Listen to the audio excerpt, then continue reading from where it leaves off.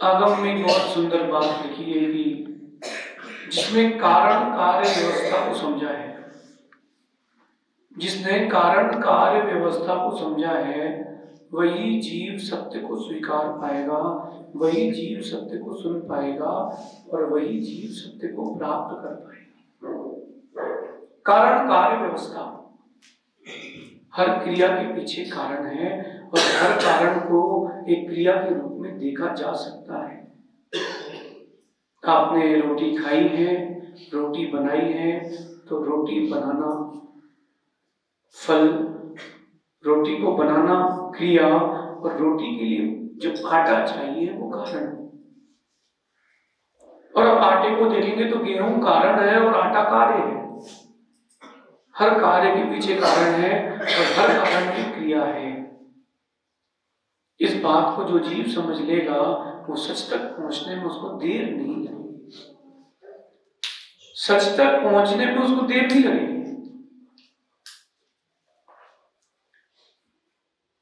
दूसरी बात है हे उपादेय दृष्टि।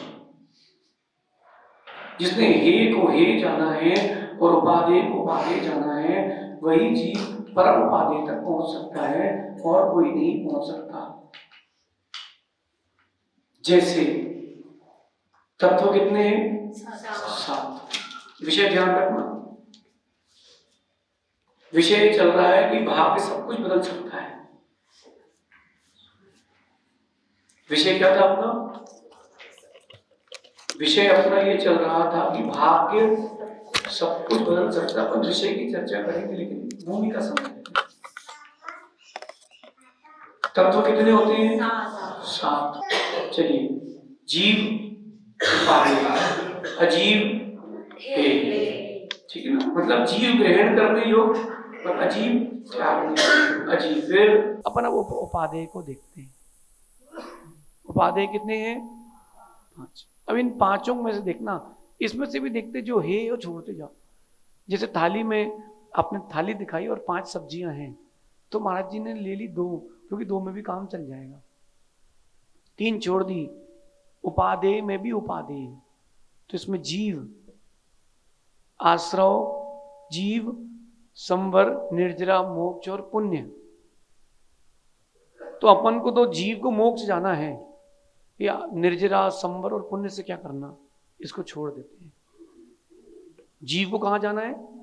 मोक्ष। अब देखते हैं जीव और मोक्ष 2 तत्व बचे, 2 पदार्थ बचे। इसमें से भी मोक्ष कौन जाता है? तो मोक्ष से क्या करना, हमें तो जीव से प्रयोजन है। अपन जीव पर आ जाते हैं। एक पदार्थ बचा, क्या? इससे भी मुझे बचना है, इसमें भी अंदर जाना है, तो अनंत अनंत जीवों की संख्या है। हमें उन जीवों से प्रयोजन नहीं, मुझे स्वजीव से प्रयोजन है। इसलिए स्वजीव उपादेय, बाकी सारे पदार्थ है। लेकिन उन सारे हे पदार्थों की अपनी अपनी भूमिका है। अगर न्याय से बात करेंगे तो आश्रव के बिना, बंध के बिना मोक्ष नहीं होगा, क्योंकि बंध मोक्ष उसी का होगा जो बंधा होगा। कर्म नहीं होंगे तो मोक्ष भी नहीं होगा। कर्म नहीं होंगे, ओम प्रकाश जी समझना बात को, अगर बंध नहीं होगा तो मोक्ष नहीं होगा। बंध नहीं होगा तो मोक्ष नहीं होगा। आश्रव नहीं होगा, इसका मतलब आश्रव नहीं हो रहा है, निर्जरा नहीं हो रही है तुम्हारे अंदर। अभी तुम संसार में रहकर के अगर तुमको आश्रव निर्जरा नहीं हो रही है, तुम जीव ही नहीं हो। संसार में रहकर के अगर आश्रव बंध निर्जरा नहीं हो रही तो तुम जीव नहीं हो, निर्जीव हो। समझना बात। लेकिन इस हे उपादेय की प्रक्रिया में जिसकी भूमिका अपने स्थान मुख्य रखती है वो है पुण्य। पुण्य सब कुछ बदल सकता है। पुण्य सब कुछ बदल सकता है। वो पुण्य बढ़ता कैसे, अपन इसकी चर्चा कर रहे थे। पुण्य सब कुछ कर सकता है। आप सोचो, एक मैं आपको छोटी सी कथा सुनाता हूं। एक मकरध्वज नाम का राजपुत्र हुआ। आराधना कथा कोश में या पद्म पुराण जी में कथा आई है, पढ़िएगा जरूर। मकरध्वज नाम का एक राजपुत्र हुआ। वो राजपुत्र मांस का लोलुपी था। राजा ने घोषणा करी कि अष्टानी का पर्व आ रहे हैं, नगर में कहीं मांस का विक्रय नहीं होगा, मांस बिकेगा नहीं, ना कोई खाएगा।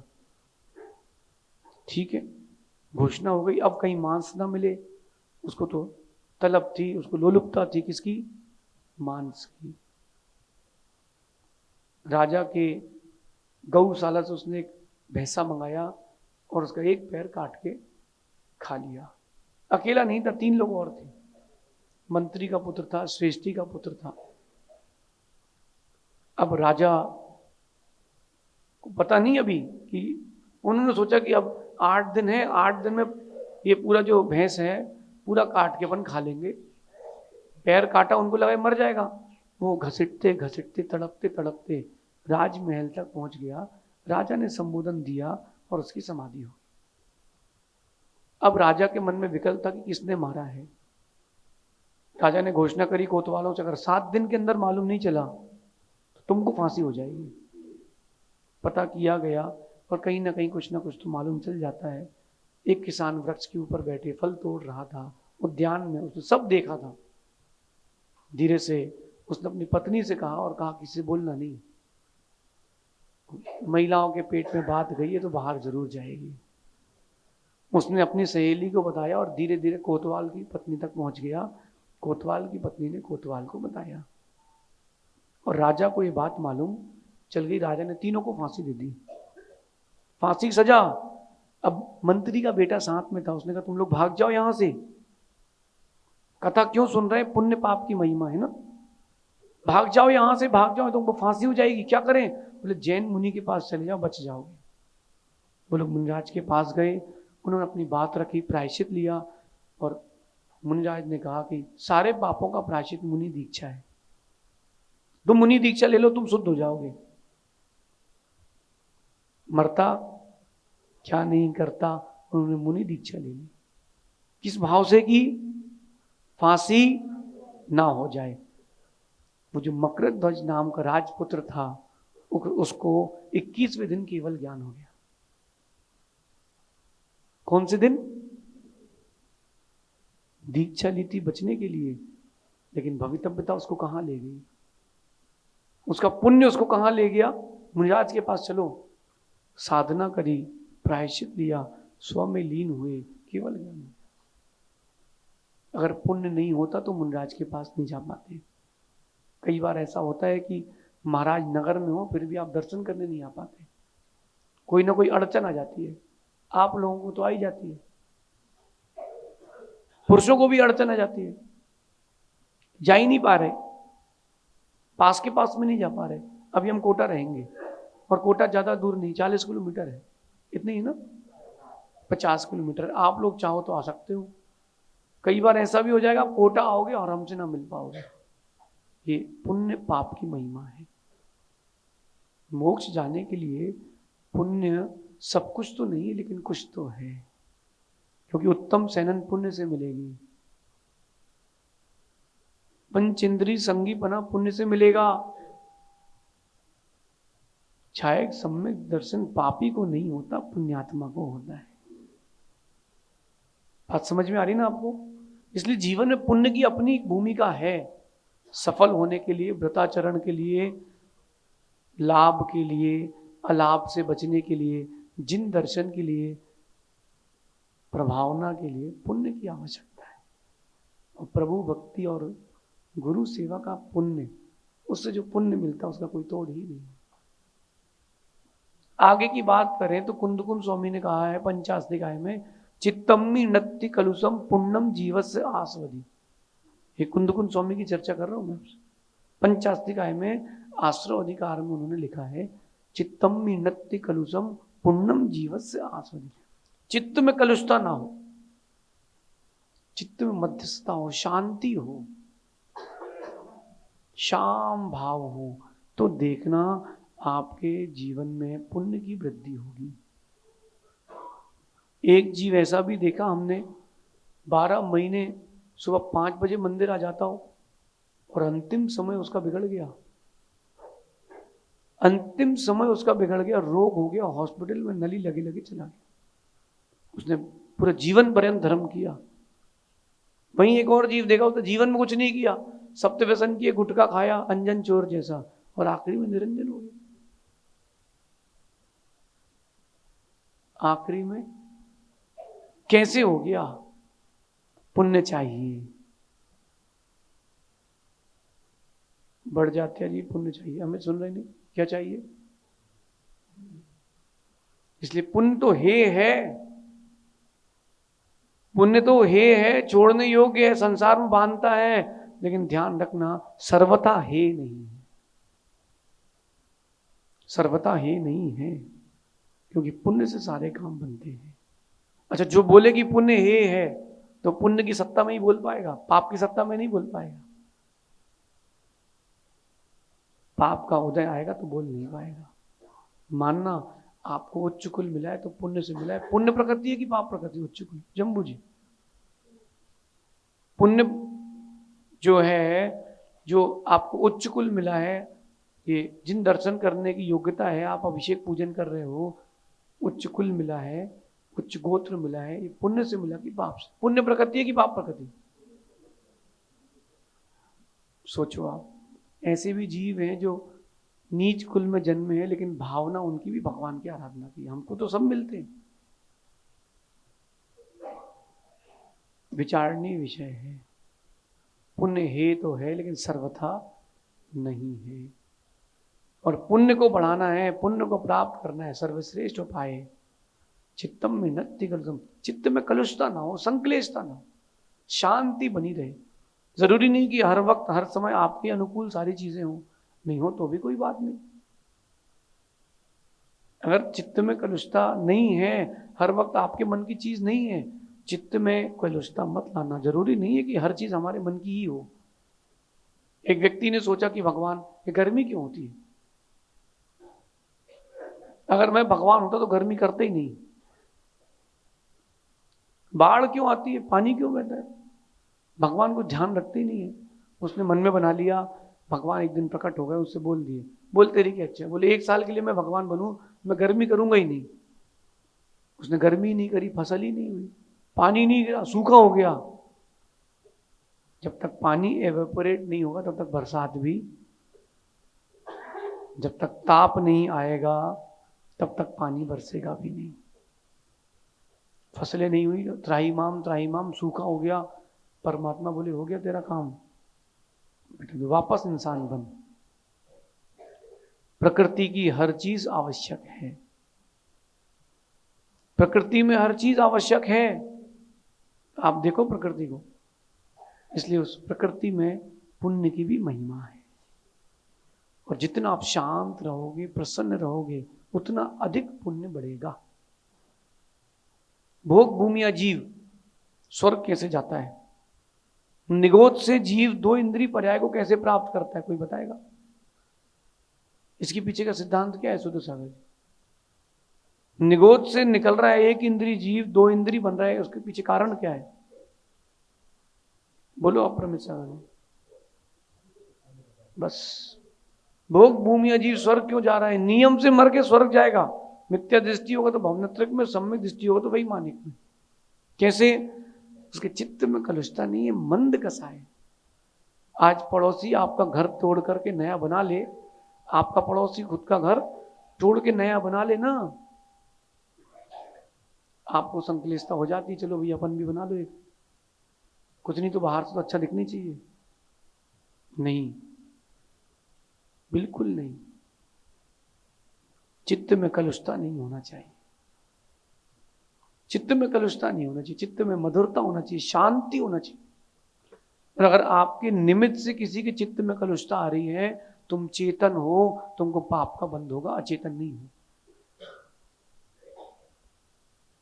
ध्यान रखना, जब व्यक्ति पाप करता है तो मुस्कुराते हुए करता है, जब पाप का उदय आता है तो रोते हुए मिलता है, रोते हुए मिलता है। ऐसे भी जीव हमने देखे कि दीक्षा फाइनल हो चुकी है, मेहंदी लग चुकी है, दीक्षा नहीं ले पाए, दीक्षा के 1 दिन पहले पाटे से उठ के चले गए और ओम शांति, हाथ में मेहंदी लगी है। क्यों? पाप का उदय। अच्छा, आप लोगों में से कितने लोग हैं जो पाप का उदय चाहते हैं? कोई नहीं चाहता। ओम प्रकाश जी चाहते हैं? आप चाहते हो कि पाप का उदय आए? वहां पूर्व का बंधा भी क्यों ना, आप चाहते हो कि उदय में आए? लगता है जब उदय में आता तो लगता है भगवान जी का चल रहा है। सुनो सुनो, पुण्य फलम इच्छन्ति पुण्यम न करोति कदाचन, पाप फलम निच्छन्ति पापम कुर्वन्ति नित्यसा।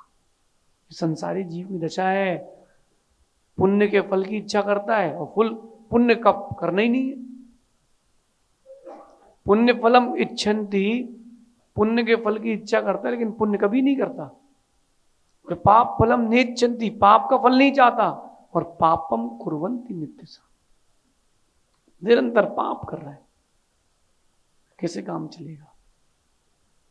कैसे काम चलेगा? या नीचे कितने घर हैं? इतने युवा बैठे हैं, अगर ये मंदिर आना प्रारंभ कर दें और अभिषेक प्रारंभ कर दें, फिर क्या बात है। आपको मंदिर नया बनाने की जरूरत नहीं पड़ेगी, अपने आप बन जाएगा, भगवान अच्छे दिखा देंगे। प्रभु के प्रति भक्ति तो दिखाओ।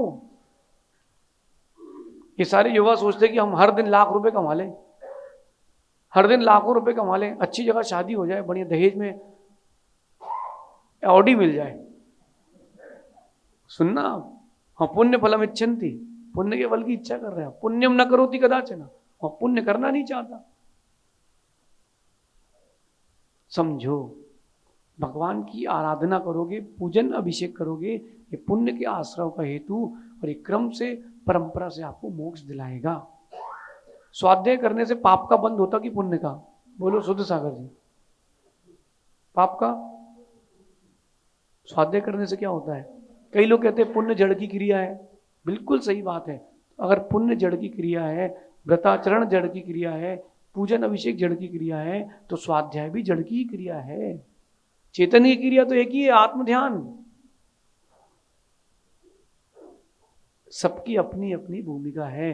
प्रतिदिन पूजन अभिषेक करना, उसके पश्चात स्वाध्याय किए बिना घर मत जाना। स्वाध्याय किए बिना घर मत जाना। स्वाध्याय करना, गहरा स्वाध्याय करना। नहीं आए समझ में कोई बात नहीं। यहाँ पर पूजन होता ना आपके मंदिर में, भैया जो पूजन करते हैं आप तो माइक लगा के बैठ जाया करो, अपना स्वाध्याय बोल बोल के कर लिया करो। कुछ तो शब्द पढ़ेंगे दूसरे के कान में, कुछ तो होगा, कुछ तो होगा। एक व्यक्ति रोड से निकल रहा था, मेन रोड से रावत भाटा में, और बाहर एक बैनर लगा था जिसमें आचार्य श्री का फोटो था। उदाहरण समझना। उसने पूछा महाराज जी यहीं पे है क्या? अथवा बाहर बैनर लगा था दिगंबर जैन मंदिर 200 मीटर अंदर। तो रुक गया, चलो भैया दर्शन कर ले। जो बैनर लगा था उससे मालूम चल गया कि अंदर महाराज हैं, मंदिर है। पुण्य का बैनर लगाओगे तब जाकर के मोक्ष के भी स्थान के दर्शन करने मिलेंगे, ऐसे करने नहीं मिलेंगे। चित्तम नत्ति कलुषम, भगवान का पूजन अभिषेक व्रताचरण। और एक बात मुख्य कह रहे हैं, जितनी आपके अंदर अनुकंपा दया होगी उतना पुण्य का आश्रय होगा। जीव दया है ही नहीं, स्वजीव पर भी नहीं है, परजीव पर भी नहीं। आप चींटी की रक्षा करते हो कि चींटी आपकी? बताइए। लोग कहते हैं ना हम तो चींटी बचाते, हम जैन हैं, चींटी नहीं मारते।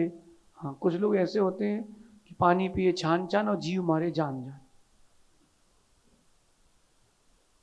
पानी पिए छान छान, वो हम तो भैया पूरी शुद्धि का ध्यान रखते हैं, हम तो ये है और वो है। अच्छा, बढ़िया होटल में जाके खा रहे हैं, स्वाध्याय कर रहे हो और रात को अमूल का दूध पी रहे हैं। फिर क्या मतलब स्वाध्याय? तो गज स्नान है, गज स्नान है। अनुकंपा दया होना चाहिए, स्वजीव पर भी परजीव पर भी। अच्छा, आप लोगों में से कितने लोग हैं जिनके घर में बाजार का घी आता है? उदाहरण देता हूं मैं आपको, आता है? बाजार का घी आता है, शुद्ध घी, अमूल का घी। सुनते जाना, ध्यान से सुनना। जिस जानवर का दूध है, गाय का हो चाहे भैंस का हो चाहे ऊंट का हो, अपनी मर्यादा के बाहर वो गया, जो मर्यादा प्रचलित है वो अंतर्मूर्त की है, गाय और भैंस के दूध की। अगर वो दूध अपनी मर्यादा के बाहर गया, उस दूध में उसी जाति के सम्मूर्छन जीव उत्पन्न हो जाएंगे, पंचेंद्री। तो अगर गाय का दूध है और उसका बना हुआ घी है या दही है, मर्यादा के बाहर है, तो उसमें गाय की जाति के पंचेंद्रिय जीव हो गए। अब तुमने मंदिर में दीपक जलाया हो, चाहे वो घी खाया हो, तुमने क्या खाया है विचार करना। आपका चिंतन का विषय, मैं त्याग कुछ नहीं करा रहा हूं, क्योंकि नियम दिए जाते हैं कि लिए जाते हैं। जबरदस्ती दे भी दोगे तो आदमी तोड़ देगा, बोले हमने तो कायसर की नहीं किया। एक जगह एक व्यक्ति ने बोला महाराज जी मन शुद्धि वचन शुद्धि का, महाराज जी रात्रि भोजन त्याग करा के आहार लेते थे। तो क्या बोलता है, महाराज जी मन शुद्धि वचन शुद्धि काय शुद्धि आहार जल शुद्ध है हमारा। सुनो सुनो, और क्या बोलता है, रात्रि भोजन का त्याग है आपका।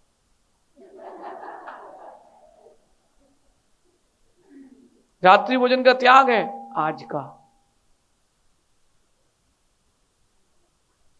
नेल पेंट नहीं लगाएंगे महाराज जी मंदिर में, मायाचारी करके नियम ले लिया उसने। अनुकंपा दया होगी तो मायाचारी नहीं हो। आपकी स्वजीव पर भी दया नहीं है, स्वयं की जीव पर दया कहाँ है, दूसरों पर दया बची नहीं है, दूसरों पर दया बची नहीं है। गर्मी का मौसम है, ठंडी का मौसम है, कैसे वन्य प्राणी घूम रहे, कितनी पीड़ा है, कोई दया नहीं है। अनाथ आश्रम में बच्चे हैं, कोई दया नहीं है, दया तो हो। ये मैं नहीं कह रहा हूं, कुंद कुंद स्वामी ने पंचास्तिका में लिखा है, अनुकंपा संसिदो परिणामो। पुण्य आश्रम की गाथा में लिखा है, अपर में जी गाथा याद है क्या, रागो जस पसत्तो, रागो जस पसत्तो अनुकंपा संसिदो परिणामो चित्तम में नत्य कलुषम पुण्यम जीवस्य आस्वदी। कुंद कुंद स्वामी गाथा सुना रहा हूं आपको। अनुकंपा करने का है, भूखे को भोजन दो, प्यासे को पानी दो, और व्रती हो महाव्रती हो उनको धर्म मान करके दो, और जो अव्रती हो मिथ्या दृष्टि हो, अव्रती मतलब सम्यक दृष्टि को भी पात्र मान के देना, लेकिन जो मिथ्या दृष्टि हो, तिरंच आदि हो, मिथ्या वेश धारण किए हो, तापसी हो, उनको भी अगर आप भोजन पानी दे रहे हो तो दया मान करके देना, धर्म मान के मत देना, लेकिन दे देना, लेकिन दे देना, दया कर देना। तुम्हारा 2 रोटी में कुछ नहीं बिगड़ेगा, उसका जीवन बच जाएगा। हम लोगों ने कोरोना के समय, आप कहाँ थे शुद्ध सागर जी, कहाँ थे कोरोना के समय, पहले कोरोना में, मार्च वाले, आप लोग प्रतापगढ़ में थे भैया। सुनना, हम लोग तो बिहार में थे, 55 दिन रुके, उसके बाद हमने भरे कोरोना में बिहार किया, परमिशन लेकर के।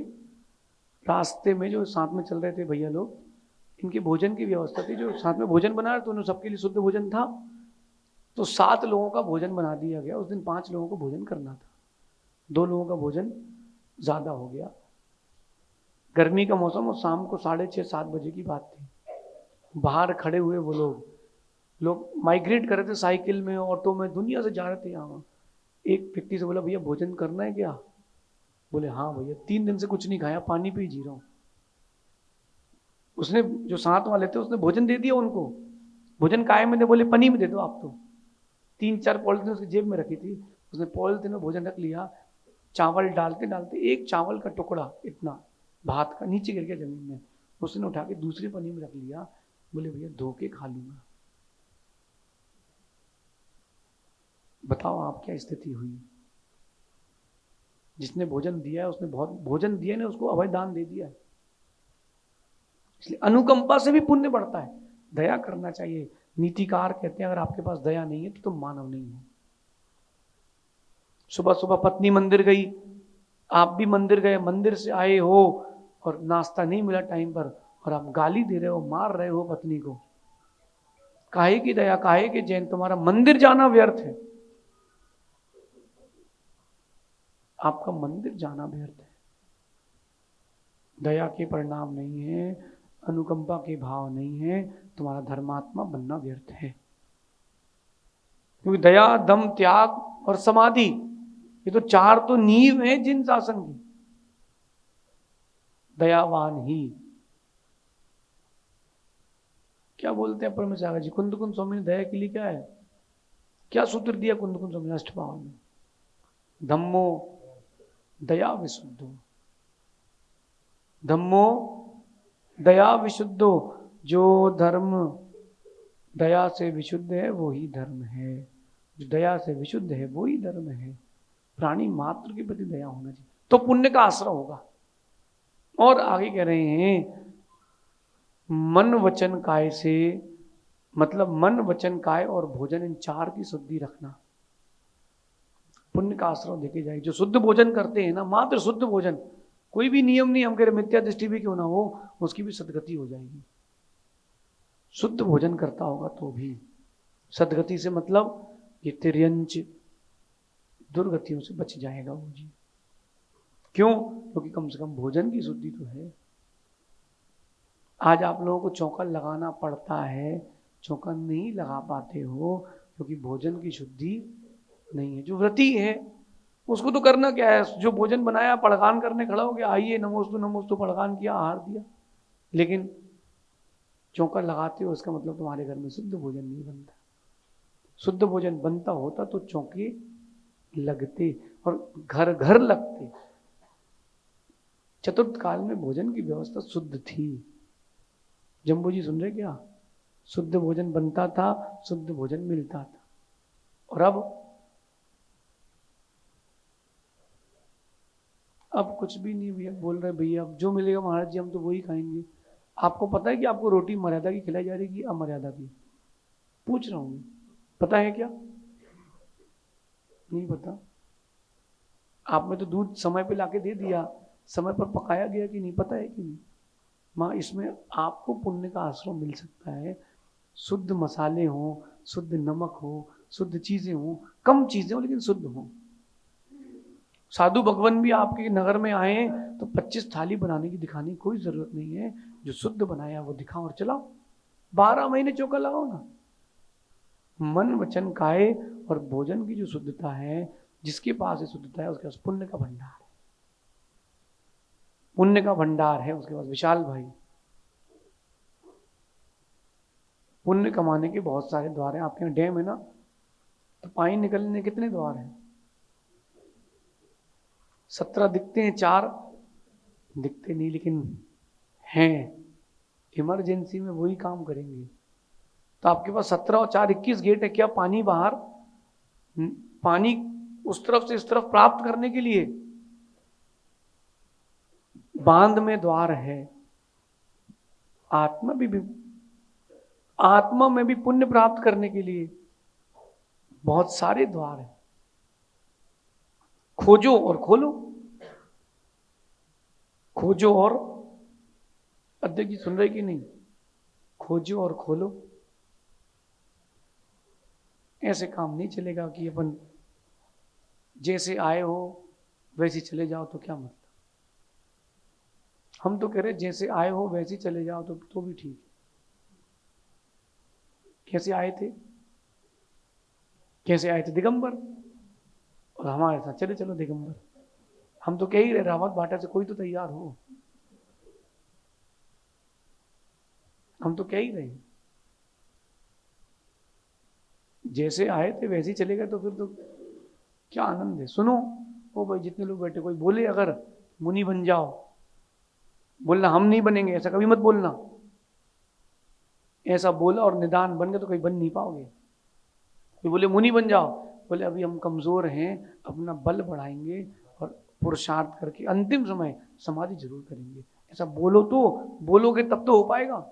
ओम प्रकाश, अगर खाली स्वाध्याय है, सुनना आप, अगर व्यक्ति के पास स्वाध्याय है और संयम नहीं है, आचार्य कहते हैं स्वाध्याय नहीं।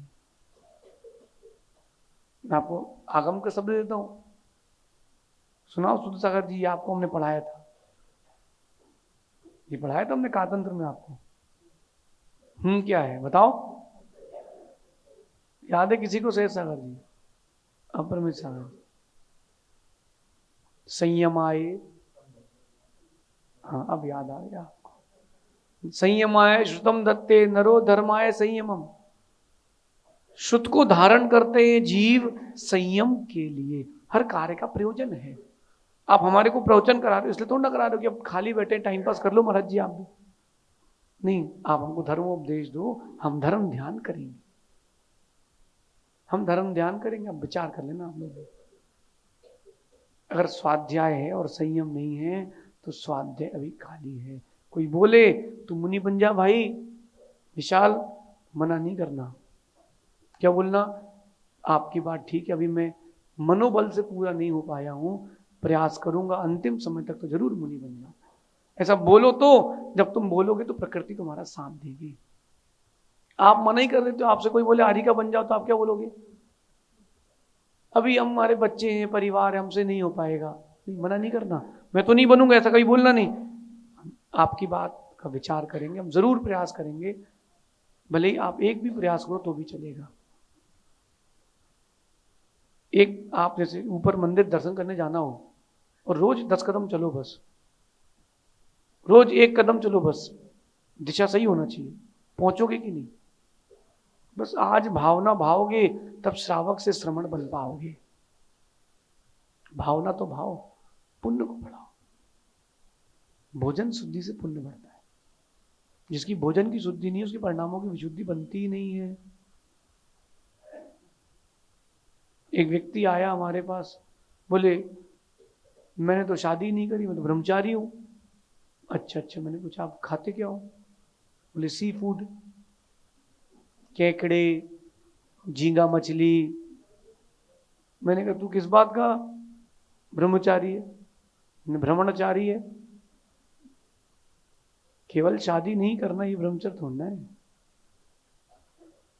जिसकी भोजन शुद्धि और भाषा शुद्धि नहीं है, उसकी सारी शुद्धियां अशुद्धि ही हैं। माँ, आपने पूरा शुद्ध भोजन बनाया, मर्यादा का, पूरा भोजन मर्यादा का है, और आपके बेटे ने एक अनचना पानी से हाथ पूरे में झटकार दिया, सब पूरा भोजन अशुद्ध हो गया, नहीं हुआ? भोजन की शुद्धि, भाषा की शुद्धि आपके परिणामों की विशुद्धि को बताती है, बढ़ाती है। ये पुण्य के आश्रय का कारण। और कह रहे हैं अच्छा सोच, अच्छे बोल और अच्छी क्रिया, ये पुण्य बढ़ाते हैं। अच्छा सोचने में क्या जा रहा है आपका? शत्रु के प्रति भी अच्छा सोचो। राम ने कभी नहीं सोचा कि रावण को मारूंगा, राम ने तो ये सोचा कि सीता को वापस लाऊंगा। राम का ये सोचता, रावण का क्या सोचता कि इनको मार दूंगा तो सीता मेरी हो जाएगी, इनको जीत लूंगा तो सीता मेरी हो जाएगी। सोच अच्छी होना चाहिए। अच्छी सोच होगी तो निरंतर पुण्य का आश्रय होगा। अच्छा आप देखना, आश्रय के हेतु कोई बताएगा? ये तो बंध के हेतु है, यही आश्रय के हेतु है। लेकिन आश्रय का मूल क्या है, नींव क्या है, जड़ क्या है? काय वांग मना कर्म योगा। सूत्र का उच्चारण सही करना, काय वांग मना कर्म, यहां रुकना, फिर बोलना योगा। काय वांग मना कर्म योगा। मन वचन काय का जो परिस्पंदन है, जो कर्म है, वो योग है। स आश्रवा, उससे आश्रय होता है। अगर अच्छी सोच रखोगे तो पुण्य का आश्रय होगा। कई बार ऐसा होता है कि व्यक्ति आपके बारे में कुछ बुरा नहीं सोच रहा, आपको जानता भी नहीं है, आपसे कोई परिचित नहीं है, आप उसके बारे में बुरा सोच लेते हो। कि चार्ट में, ट्रेन के चार्ट में 2 वेटिंग बची थी, एक आपकी, एक ऊपर वाले की, आपकी, और उसकी क्लियर हो गई, आपकी नहीं हुई। और आपके सामने बैठा सीट में लेटा है वो, और आप खड़े हो, अरे यार इसकी कंफर्म हो गई, पता नहीं कहाँ से इसकी कंफर्म हो गई। अरे ये क्यों सोच रहे हो उसकी कंफर्म हो गई? ये सोचो कि हमारा पाप कर्म को देता, हमारी नहीं हुई। अच्छी सोच रखोगे तो तुम्हारी भी कंफर्म हो जाएगी। हो सकता है कोई ट्रेन में चढ़ा ना हो, तुमको बैठने मिल जाए। हो सकता है तुम्हारी वेटिंग एसी में कंफर्म हो जाए। सिस्टम है ना ये भी, बीच में सिस्टम आया था, जो टिकट जहां खाली होगी वहां आदमी को बैठने मिल जाएगा। भले स्लीपर ही कराई लेकिन उसको एसी की टिकट मिल सकती, भाग्य है। अच्छी सोच रखोगे तो अच्छा होगा। अच्छी सोच, और दूसरी बात अच्छे बोल। अब मिसाल जी, व्यक्ति आपको साधु मानता है, सोच बोल अच्छे होना चाहिए। जरूरी नहीं कि आपके मन का काम हो, लेकिन कम से कम शब्द तो अच्छे हो, कम से कम शब्द तो अच्छे हो। अगर आपने किसी से ऐसा बोल दिया विशाल मुनि बनेगा, तो आदमी है कि पजामा, उसको धक्का लग जाएगा, बोले हम तो आपको साधु मानते थे और आप तो गुंडों जैसी बातें कर रहे हैं। अरे आप तो नहीं करते, लेकिन कम से कम अपन जिस चीज से बच चुके हैं उसकी भावना रखना चाहिए ना, कि अपन इस चीज से बच चुके, कभी अपने अंदर आए ना। नहीं हो काम तो नहीं हो, लेकिन अच्छे बोल आपके पास से जाए नहीं। अगर तुम अच्छा बोलना नहीं जानते हो तो तुमको नहीं बोलना चाहिए। तुम जानवर से भी गए बीते हो। समस्याएं इंसान के जीवन में भी है और जानवरों के जीवन में भी है। जानवर बोल नहीं पाते इसलिए, और इंसान को बोलना नहीं आता इसलिए। कम से कम अच्छे से बोलो किसी से। नहीं आता तो मत बोलो ना। किसने कहा बोलने के लिए? किसने कहा बोलने? अच्छे बोल बोलोगे तो पुण्य बढ़ेगा, क्योंकि वो भावों से उसका कनेक्शन है। उसका कनेक्शन भावों से। अच्छा है, बताओ अगर इस कमरे की गेट खिड़कियां सब कुछ बंद कर दी जाए, फिर भी यहाँ ठंडी रहेगी कि नहीं? अभी क्यों? बाहर ठंडी का मौसम है, बाहर ठंडी का मौसम है। इस कमरे को कितनी खोल दिया जाए, गर्मी के मौसम में यहाँ भी गर्मी लगेगी, क्योंकि बाहर गर्मी का मौसम है। भाषा आपके भावों की अभिव्यक्ति है। अंदर तुम्हारे क्या चल रहा है, कितनी गंदगी है, ये तुम्हारी भाषा बताती है। साधु बनने के बाद तो कम से कम भाषा अच्छी होना चाहिए। तुमने मेरा काम नहीं किया, देख लेंगे हम। अब क्या देख लोगे भाई? अभी देख लो आप, शाम तक आप रहे ना रहे, शाम तक हम रहे ना रहे, अभी देख लीजिए। साधु बनने के बाद तो कम से कम भाषा अच्छी होना चाहिए। अच्छे बोल। शुभम बेटा, अच्छे बोलों की बहुत कीमत होती है। अच्छे बोलों की बहुत कीमत होती है। किसी से कोई गलती हो जाए तो कम से कम बोल अच्छे रखना। ये मत कहना कि आता ही नहीं तो क्यों करते हो। भैया ऐसे नहीं, ऐसे कर लो। उसको पता ही नहीं हो सकता, माना कि पता भी है, नहीं भी करा तो भी तुम क्यों अपनी भाषा बिगाड़। आप सही रास्ते से जा रहे हो और एकदम से पुल टूट जाए और आप नीचे पानी में गिर जाओ, गलती किसकी है? गलती किसकी? पुल बनाने वालों की गलती है। नुकसान किसका हो गया? बोलिए, आपका नुकसान हो गया ना। ऐसी गलती किसी की भी हो, अगर अपने बोल खराब हो गए हैं तो नुकसान अपना है, उसका कुछ नहीं है। उसका तो पहले से नुकसान हो, तो माइनस में ही है, वो तो माइनस में। तीसरी बात, अच्छी क्रियाएं। उठने बैठने सोने से, उठने से लेकर सोने तक रात, हर क्रियाओं का ध्यान दें। अच्छी क्रियाओं पर उपयोग लाएं, बुरी क्रियाओं में उपयोग ना लगाएं। अच्छी क्रियाओं में उपयोग लगाएं। क्या अच्छा है हमारा ये, ऐसे इस प्रकार से बैठना अच्छा है कि नहीं? अभिषेक करने जा रहे हैं तो पानी छना है कि नहीं, कुएं का है कि नहीं? आपको पता है, ये शुद्ध सागर जी बोलते हैं, छुल्लक जी बोलते हैं, पानी छान के पियो, पानी छान के पियो। पानी छान के पीना यानी स्वास्थ्य की बात है। पानी छानना अहिंसा नहीं है, पानी की बिलछानी करना अहिंसा है। पानी छानना अहिंसा नहीं है। पानी तो छान लेगा, कोई भी छान लेगा, वो तो फिल्टर में छन जाता है। पानी छानने के बाद उसमें जो जीव हैं उनको यथास्थान पुनः गालन क्रिया करना, वहीं पहुंचाना, दया के साथ, ऊपर से नहीं नीचे से। कड़ी वाली बाल्टी ना ऊपर मंदिर में, वैसे तो पानी छानना सार्थक। किंतु जैन नहीं खिलाओगे आप। पानी छानना बस जैन जैन की चिन्ह नहीं है, गालन क्रिया करना। हम तो कह रहे कुएं का हो, चाहे बोरिंग का हो, चाहे नदी का हो, पानी पीने का कोई निषेध नहीं है। जिस जिस पानी में गालन क्रिया हो जाए, वहां पर बिलछानी पहुंच जाए, वो पानी आप चला दो। चाहे कुआं हो, चाहे नदी हो, चाहे तालाब हो, चाहे झरना हो। विषय समझ में आ रहा ना आपको? जो गालन क्रिया है उससे पुण्य बढ़ता है। कल जो मछुआरे मिले थे ना कल अपन को, अब वो कह रहे हम तो मछली खाते ही, मछली पकड़ते ही। मैंने उससे कहा भैया आप एक मछली रोज छोड़ देना, इतना तो कर सकते? बोले हाँ इतना कर देंगे।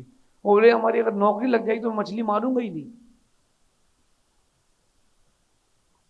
मैंने कहा कम से कम जब तक एक तो छोड़ सकते हो कम से कम। बोले हाँ एक मछली नहीं मारूंगा, 100 पकड़ूंगा तो एक छोड़ दूंगा। मैंने चलो भैया इतना तो कम से कम, तो इतना ही कर ले कम से कम। ऐसी ये जो अगर वो नियम का पालन कर लेगा, वो नियम का पालन भी इतना पुण्य देगा, उसका मोक्ष हो जाएगा।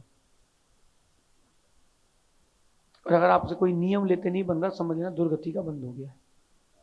आगम का नियम है, सिद्धांत का नियम है। अगर आपको कोई भी नियम लेने की इच्छा ना हो, दुर्गति का बंद हो चुका है। या तो कोई बंद नहीं हुआ या दुर्गति का बंद हो गया है। अच्छा आप लोग आज एक नियम ले सकते हो क्या? मैं नियम लेता हूँ, लोगे क्या? बोलो, आज के लिए, बस केवल आज के लिए, मतलब कल सुबह 10 बजे तक के लिए एक नियम दे रहा हूँ, लोगे आप? दही का त्याग कर दो। कितने लोग कर सकते हैं? चल जाएगा, कोई दिक्कत तो नहीं? 9 बार नमोकार पढ़ लो। कि आज मेरा दही का त्याग है, कल सुबह 10 बजे तक 24 घंटे का मेरा त्याग। नियम ले लिया आप लोगों ने, अभी आपको अशुभ आयु का बंधन नहीं हुआ, क्योंकि एक छोटा सा भी नियम लोगे वो पुण्य का बंध देके जाएगा, सदगति कर देगा। मतलब अपना अशुभ आयु के बंधक अपन अभी नहीं, अभी समय है, बच सकते हो। और मुख्य और अंतिम बात, छल कपट नहीं करना, ये पुण्य देखे जाता है। अंदर कुछ बाहर कुछ, क्यों शुद्ध सागर जी? मालूम सब चलता है व्यक्ति को, श्रद्धा चली जाती है व्यक्ति की। जो छल कपट करते हैं, ठग लेते हैं, ऐसे व्यक्ति के पाप का ही आश्रय होता है, क्योंकि जब पीछे से मालूम चलता है तो व्यक्ति का दिल दुखता है, कलेजा दुखता है कि अरे बताओ, हम तो ऐसा मान रहे थे और ऐसे निकले, हम तो इनको अच्छा मान रहे थे, खराब निकले। इसका ध्यान रखना, इसका ध्यान रखना। छल कपट नहीं करना, छल कपट नहीं करोगे पुण्य का आश्रय होगा। और जो कर्तव्य बाद में जाते हैं वो पाप में ही डूबे रहते हैं। कर्तापन में मत जाना, अकर्तव्य भाव में रहना, तब पुण्य का पानी लबालब होगा। जब पुण्य का पानी लबालब होगा तभी आपको मोक्ष की नाव में बैठने मिलेगा, ऐसे नहीं मिलेगा, ऐसे नहीं मिलेगा। बिना पुण्य के कोई काम किसी का होता ही नहीं। पहले तीर्थंकर ऋषभ देव क्यों हुए? बाहुबली तीर्थंकर क्यों नहीं बन पाए? कामदेव थे, मोक्ष चले गए, क्यों नहीं बन पाए? उनके पास इतना पुण्य नहीं था। और पुण्यशाली अपना वैभव साथ में लेके चलता है। अभी यहाँ आचार्य श्री होते, अभी आज रावत भाटा में आचार्य भगवान होते तो पंडाल में ही प्रवचन हो रहे होते, क्योंकि इतनी पब्लिक नहीं संभाल पाते आप। सही है, सही है कि नहीं? और पुण्य आत्मा गया तो अपना पुण्य साथ में ले गया। नहीं देखा आपने, एकदम से वो भीड़ पूरी चली गई। हम लोग पथरिया में थे और जब गति सम्मेलन था पिछले वर्ष का, और भैया इतने चौंके और इतना सब कुछ। और जिस दिन आचार्य श्री ने विहार किया, चौंके आधे, पब्लिक आधी की आधी। पुण्यात्मा गया तो अपना पुण्य साथ में ले गया। जिस दिन आप जाओगे अपना पुण्य साथ में लेके जाओगे, अपना पाप साथ में लेके जाओगे। नाम चाहिए हो, पहचान चाहिए हो, प्रसिद्धि चाहिए हो, सिद्धि चाहिए हो, या मोक्ष की लब्धि चाहिए हो, पुण्य भी चाहिए उसके लिए। आप पुण्य की चर्चा भी करना, पुण्य का चिंतन भी करना, पुण्य की क्रिया भी करना। अगर पुण्य के पाप के बारे में सोचते रहोगे तो भी धर्म ध्यान रहेगा, तो भी आपका धर्म ध्यान चलता रहेगा, क्योंकि पुण्य भी पदार्थ है। बोलो अपने साथ, पुण्य भी पदार्थ है। प्रथम शुक्ल ध्यान में पुण्य की भी चिंतन कर सकते, इसमें कोई बाधा नहीं है। आप शुद्ध सागर पृथकत्व, एकत्व, वितर्क जो शुक्ल ध्यान है पहला, दूसरा उसमें पृथक भिन्न भिन्न प्रकार के पदार्थों का, अर्थों का, तत्वों का चिंतन होता है। तो पुण्य पाप का भी चिंतन कर सकते हैं, बंध निर्जरा का भी कर सकते हैं, किसी भी एक पदार्थ का ध्यान कर सकते हैं। एक वत्तुम्मी, किसी एक वस्तु में तत्व का चिंतन होना। फिर उस पुण्य पाप से जब तक आत्मा में नहीं आएगा तब तक केवल ज्ञान नहीं होगा। लेकिन प्रारंभ तो बंध, आश्रव, पुण्य पाप, जीव अजीव किसी भी पदार्थ के चिंतन से करना पड़ेगा। जब उसकी लीनता होगी तब जाके गुणस्थान बढ़ेगा। कम से कम पुण्य पाप का ही चिंतन कर लो। ये तो पता है आपको, कर्मों की 148 प्रकृतियां पता है किसी को?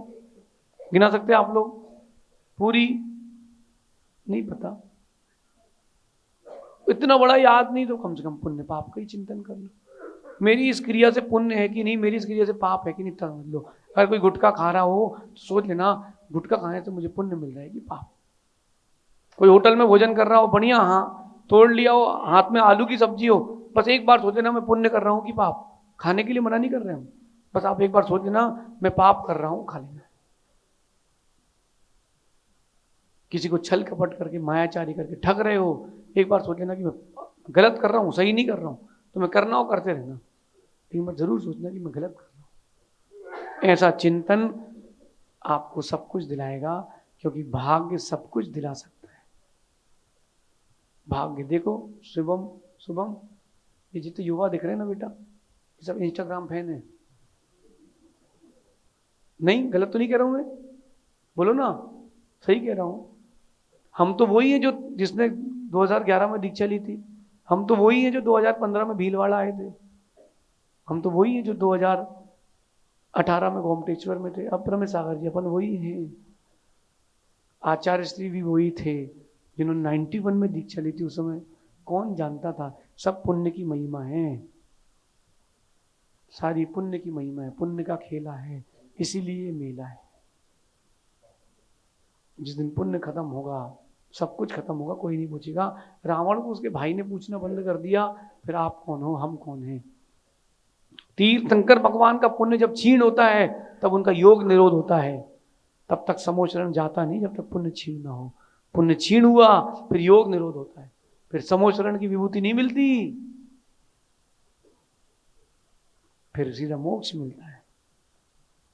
हम तो भगवान से कह रहे हैं, भगवान सबका पूरा पुण्य क्षीण हो जाए, पूरा पाप क्षीण हो जाए, सब अभागे हो जाएं।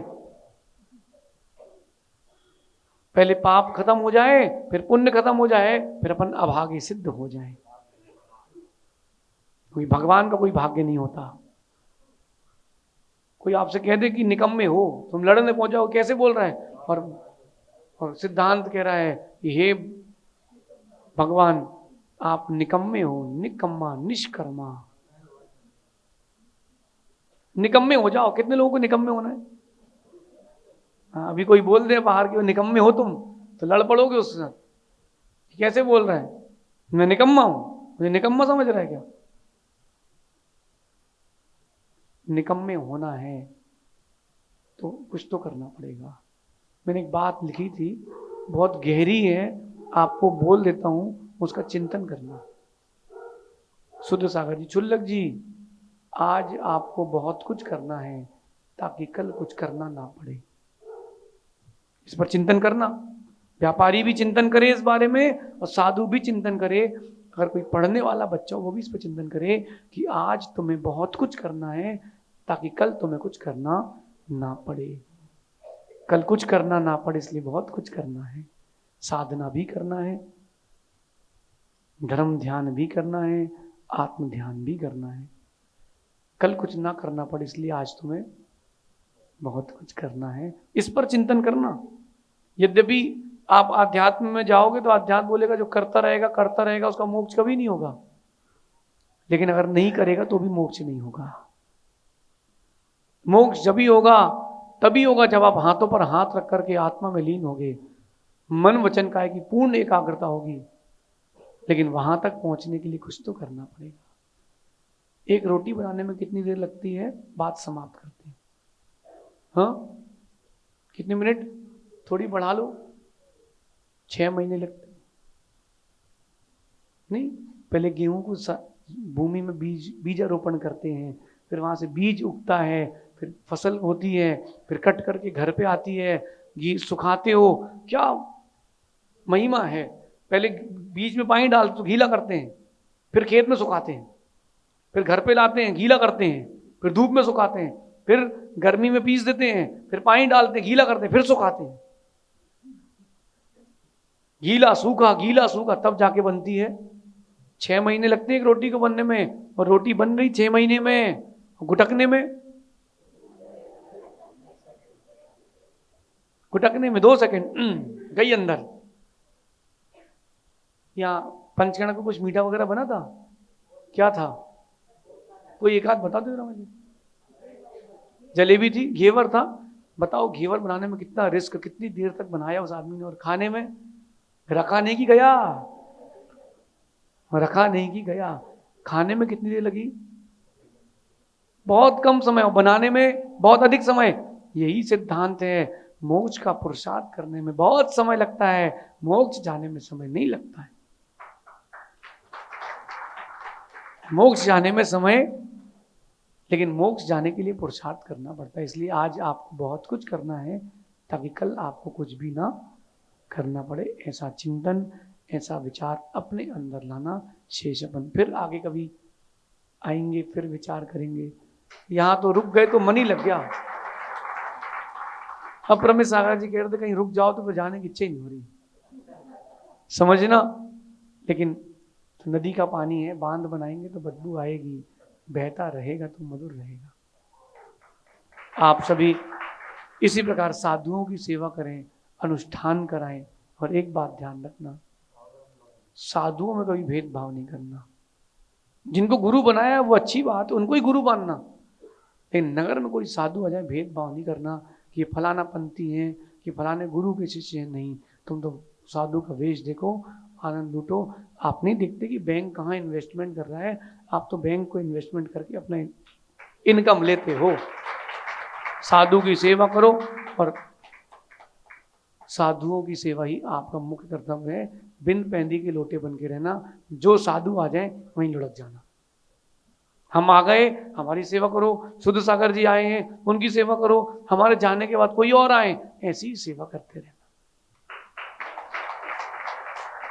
अगर इतने दिन का हमारा प्रवास रहा, आप हमें गुरु दक्षिणा देना चाहते हो, तो जो साधु आए उनकी ऐसी सेवा करना, आहार देना, वैयवृत्ति करना। 3, 4, 5 में नहीं पढ़ना, बस आप 3, 5 में नहीं पढ़ना कौन से पंथ के हैं। अरे आजकल बड़ा लफड़ा चल रहा है, 13 पंथी की, 20 पंथी की, तारण तरन की, सोनगढ़ी की, 16.5 पंथी, बड़ी समस्या है ये। अब अपर सागर जी के सामने अपन एक नारियल रख दो सूखा तो 13 पंथी, और शुद्ध सागर जी के सामने एक सेवफल रख दो तो 20 पंथी। भाई तुमने चढ़ाया और हम पंथी कैसे हो गए? द्रव्य तुम्हारा है और पंथ हमारा हो गया। अच्छा, सहज सागर जी सामने कुछ मत चढ़ाओ तो तारण तरण हो जाएंगे। ऐसा नहीं मानना। साधु किसी पंथ के नहीं होते, और जो पंथ के होते वो साधु नहीं होते। साधु तो बिना बंधे बहते हैं, समुद्र से सागर से मिलते हैं। ऐसे ही सागरों की सेवा करें, ताकि एक दिन आप अनंत सागर से उठ के सिद्धों के सागर में मिलें। भगवान महावीर स्वामी की, आचार्य भगवान गुरुवर विशुद्ध सागर जी महाराज की